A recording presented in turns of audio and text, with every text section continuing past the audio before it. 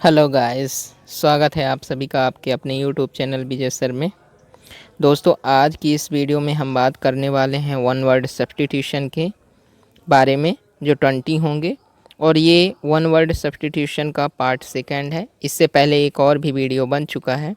यदि आपने उस वीडियो को नहीं देखा है तो नीचे डिस्क्रिप्शन में लिंक दी गई है, आप वहाँ से उसे देख सकते हैं, या फिर वीडियो के एंड स्क्रीन में भी आपको उसकी लिंक मिल जाएगी, तो भी आप वहाँ से देख पाएंगे। दोस्तों, जो हम वन वर्ड सब्स्टिट्यूशन पढ़ रहे हैं, ये बहुत ही मोस्ट इम्पोर्टेंट है और ये लगभग सभी कॉम्पिटिटिव एग्ज़ाम में पूछे जाते हैं। तो चलिए, टाइम को सेव करते हुए इस वीडियो की शुरुआत करते हैं। तो आज का हमारा पहला वन वर्ड सब्स्टिट्यूशन है एन ऑब्जेक्ट और portion serving as a sample. एक वस्तु या उसका भाग जो सैंपल के रूप में प्रयोग की जाती है, उसे क्या कहते हैं? तो उसे कहते हैं स्पेसिमेन। हिंदी में उसे नमूना या प्रतिरूप कहा जाता है। नेक्स्ट है the process of deciding the nature of a disease by examination.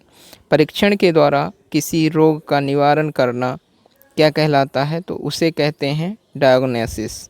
Hindi में इसे रोग निदान के नाम से जाना जाता है। तो किसी जो रोग होता है, उस रोग को परीक्षण के द्वारा जान पाना क्या रोग है और उसका निदान करना, वो रोग निदान कहलाता है और इसे हम इंग्लिश में डायग्नोसिस कहते हैं।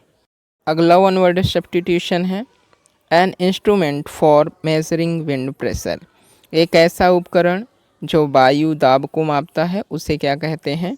तो उसे इंग्लिश में कहते हैं बैरोमीटर, और वहीं हिंदी में इसे वायु दाब मापी के नाम से जाना जाता है।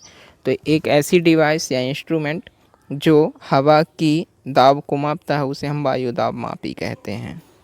अगला क्वेश्चन है the action of looking into one's own mind. वह प्रक्रिया जो खुद के दिमाग में झांकने की या खुद के दिमाग में देखने की होती है, उसे क्या कहते हैं? तो उसे कहते हैं इंट्रोस्पेक्शन। हिंदी में इसे आत्मनिरीक्षण के नाम से जाना जाता है। स्वयं का मूल्यांकन, उसी को हम आत्मनिरीक्षण के नाम से जानते हैं, या इंग्लिश में उसे इंट्रोस्पेक्शन कहते हैं। नेक्स्ट है the place where public government और हिस्टोरिकल रिकॉर्ड्स आर केप्ट। एक ऐसा स्थान जहाँ पर लोगों का या फिर गवर्नमेंट का या हिस्ट्री से संबंधित चीज़ों को रखा जाता है, उसे क्या कहते हैं? तो ऐसी जगह को कहते हैं आर्काइव, या हिंदी में इसे लेखागार के नाम से जाना जाता है। तो जहाँ पर लोगों की या गवर्नमेंट की या कोई हिस्ट्री से संबंधित चीज़ रखी जाती है, उसे हम आर्काइव कहते हैं। हिंदी में लेखागार के नाम से जाना जाता है। नेक्स्ट है found all over the world. प्रत्येक जगह पाया जाने वाला, उसे कहते हैं हमें यूनिवर्सल, हिंदी में शाश्वत। ऐसा चीज़ जो प्रत्येक जगह पाया जाता हो, उसे हम यूनिवर्सल कहते हैं, या हिंदी में उसे शाश्वत के नाम से जाना जाता है। अगला क्वेश्चन है a remedy for all disease. एक उपचार जो सभी बीमारियों पर काम करता है, उसे क्या कहते हैं? तो उसे कहते हैं पैनेसिया, या फिर हिंदी में रामबाण इलाज या सर्वरोग हरण के नाम से जाना जाता है। तो एक ही औषधि बहुत सारे रोगों पर काम करे तो उसे हम पैनेसिया कहते हैं, जिसे हिंदी में रामबाण। अगला क्वेश्चन है the killing of whole group of people. पूरे एक समूह के लोगों को मार देना, या एक ग्रुप है उस ग्रुप के सारे सदस्यों को मार देना क्या कहलाता है? तो उसे कहता है जेनोसाइड, यानी सामूहिक नरसंहार। कोई एक समूह उस पूरे समूह का कत्ल कर देना कहलाता है जेनोसाइड, सामूहिक नरसंहार। अगला है list of issues to be discussed at a meeting. एक मीटिंग में बात किए जाने वाले, डिस्कस किए जाने वाले मुद्दों को क्या कहा जाता है? तो उसे कहा जाता है एजेंडा, या हिंदी में कार्यसूची। तो अगर किसी मीटिंग में किन्हीं मुद्दों के बारे में बात करना हो, तो उनकी सूची को हम एजेंडा कहते हैं, और हिंदी में कार्यसूची के नाम से भी जाना जाता है। नेक्स्ट क्वेश्चन है that which is without opposition. जो बिना किसी विरोध के हो, उसे क्या कहते हैं? उसे कहता है यूनानिमस, या फिर हिंदी में सर्वसम्मति। या जिसका कोई विरोधी नहीं हो, बिना विरोध के हो, तो उसे हम यूनानिमस कहते हैं, हिंदी में सर्वसम्मति। अगला क्वेश्चन है मर्डर ऑफ अ ब्रदर। भाई की हत्या क्या कहलाती है, तो उसे कहते हैं फ्रैट्रिसाइड, यानी कि भ्रातृ हत्या। तो यदि कोई व्यक्ति अपनी भाई की हत्या कर देता है तो उस चीज़ को हम कहेंगे फ्रैट्रिसाइड। अगला क्वेश्चन है, believe that God is in everything and that everything is God. यह मानना कि हर जगह भगवान है और सब कुछ भगवान है, ऐसा मानना क्या कहलाता है, वो कहलाता है पैंथेइज्म, यानी कि सर्वेश्वरवाद।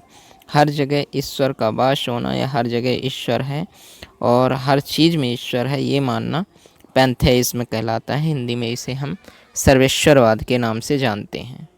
अगला क्वेश्चन है, careful in the spending of money time etc। सावधानी बरतना पैसे खर्च करने में या टाइम खर्च करने में, उसे हम कहेंगे इकोनॉमिकल या फिर मितव्ययी।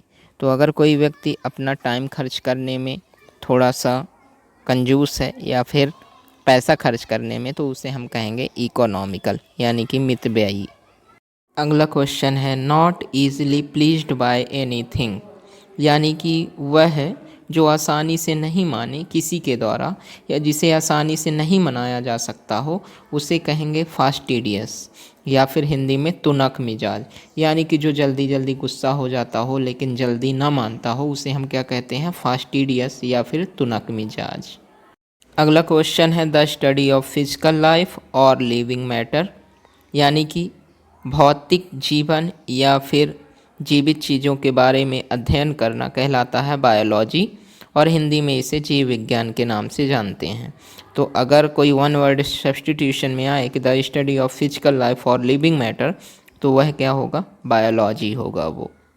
अगला question, a book of names and addresses, एक ऐसी किताब जिसमें नाम हो और उसके साथ ही साथ क्या हो, उसके साथ साथ एड्रेस दिया गया हो, पता दिया गया हो, तो उसे हम कहते हैं डायरेक्टरी या फिर हिंदी में निर्देशिका के नाम से जाना जाता है। नेक्स्ट क्वेश्चन है, that which can't be called back, यानी कि जिसे एक बार बोल दिया जाए उसे वापस ना लिया जा सके, उसे क्या कहते हैं, तो उसे कहते हैं इरेवोकेबल, अपरिवर्तनशील, यानी कि एक बार कहा गया शब्द जिसे हम वापस नहीं ले सकते हैं, उसे हम कहेंगे इरेवोकेबल, यानी कि अपरिवर्तनशील। नेक्स्ट क्वेश्चन है, one who journeys from place to place, वह जो एक स्थान से दूसरे स्थान जाता रहता है या घूमता रहता है, उसे क्या कहते हैं, तो उसे हम कहते हैं इटिनेरेंट या फिर हिंदी में भ्रमणकारी के नाम से जाना जाता है। तो जो बहुत घूमने का शौकिया होता है, एक स्थान से दूसरे स्थान घूमता रहता है, उसे हम अंग्रेजी में इटिनेरेंट के नाम से जानते हैं और हिंदी में भ्रमणकारी के नाम से जानते हैं। Next question, one who pretends to be what he is not, यानी कि वह व्यक्ति जो दिखावा करता है जो वह नहीं है, उसे हम कहते हैं हाइपोक्राइट, यानी कि पाखंडी। तो ऐसा व्यक्ति जो खुद वो नहीं है जो होने का दिखावा करता है, तो उसे हम कहेंगे पाखंडी और इंग्लिश में उसे हाइपोक्राइट के नाम से जाना जाता है। आज का आखिरी question, boundary of an area, किसी क्षेत्रफल के चारों तरफ की जो सीमा होती है उसे क्या कहते हैं, तो उसे कहते हैं पेरीफेरी, यानी कि परिधि। यदि कोई क्षेत्रफल है और उसके चारों तरफ की आपको बताना हो बाउंड्री या फिर सीमा, तो उसे हम क्या कहेंगे, उसे हम कहेंगे परिधि या फिर पेरीफेरी। तो गाइस, इन 21 वर्ड सब्स्टिट्यूशन के साथ आज का हमारा वीडियो यहीं समाप्त होता है। नीचे कमेंट करके ज़रूर बताइएगा कि आपको आज का हमारा वीडियो कैसा लगा। यदि आपने प्रीवियस वीडियो हमारा वन वर्ड सब्स्टिट्यूशन का नहीं देखा है, तो नीचे लिंक में डिस्क्रिप्शन में लिंक है, वहाँ पे आप जाके देख सकते हैं, या ऊपर दी गई लिंक जो दिख रही है आपको डिस्प्ले में, तो वहाँ से भी आप उसको देख सकते हैं प्रीवियस वीडियो को। और दोस्तों, ऐसे ही अमेजिंग वीडियो के लिए इस चैनल को सब्सक्राइब कर लें। मिलते हैं अगले वीडियो में, तब तक के लिए बाय बाय, नमस्कार।